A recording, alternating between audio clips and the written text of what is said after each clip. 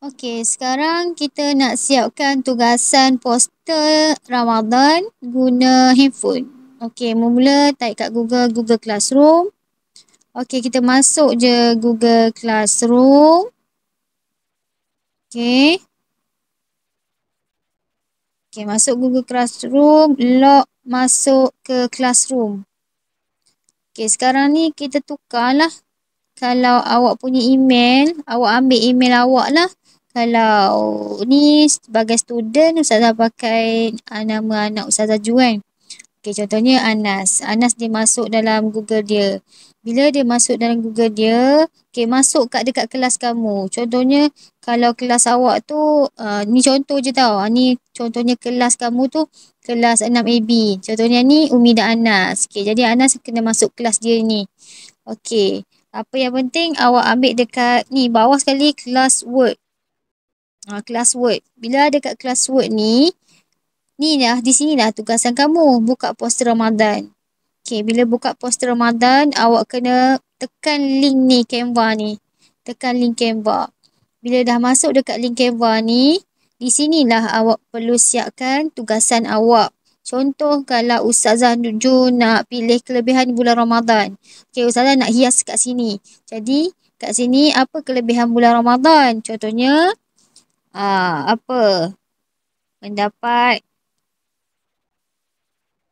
pahala berlipat kali ganda. Awak boleh edit kat sini. Berlipat kali ganda. Contoh ni je. Okey, contoh. Okay, awak boleh hias lah. Macam Ustazah Ju kata tadi, awak boleh ambil kopi gambar kat sini. Contohnya kopi gambar ni tekan. Tekan.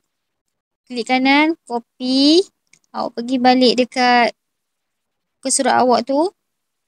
Tekan lama sikit. Paste. Ni. Macam ni. Ni cara nak hias lah. Cara nak hias guna handphone. Okey, lagi sekali. Okey, pergi dekat muka surat gambar ni. Contoh ambil gambar ni. Awak tekan titik 3.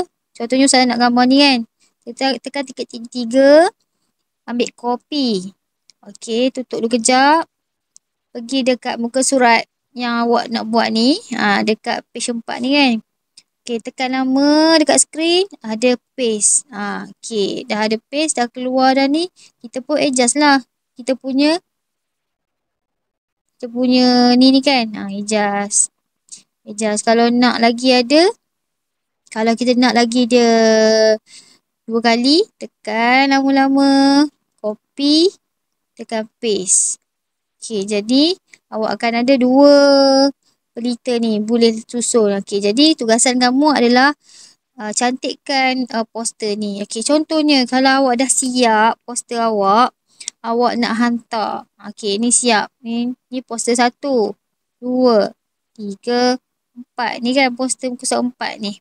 Kita nak yang ni je save. Okey, ambil dekat hujung sekali.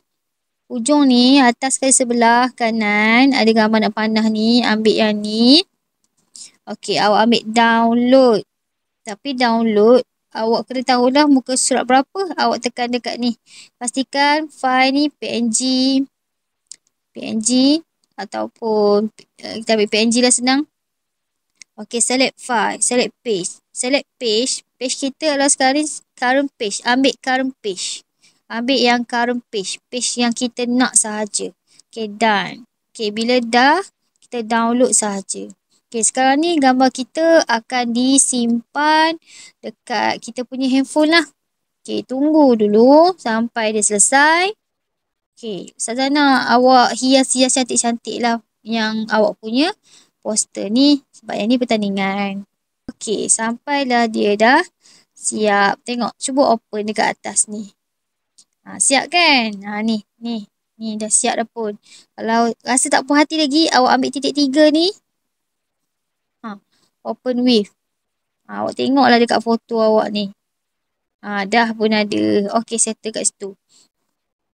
Okey, lepas kita dah siap kat Canva tu, dah save. Okey, kita masuk balik dekat kita punya tugasan dekat classroom.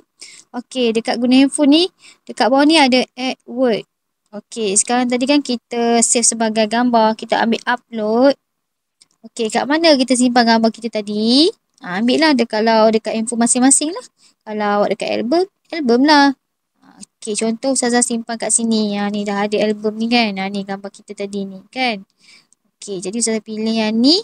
Kemudian Ustazah pun tanda right. Okey, tunggu kejap. Nampak tak? Dia tengah loading.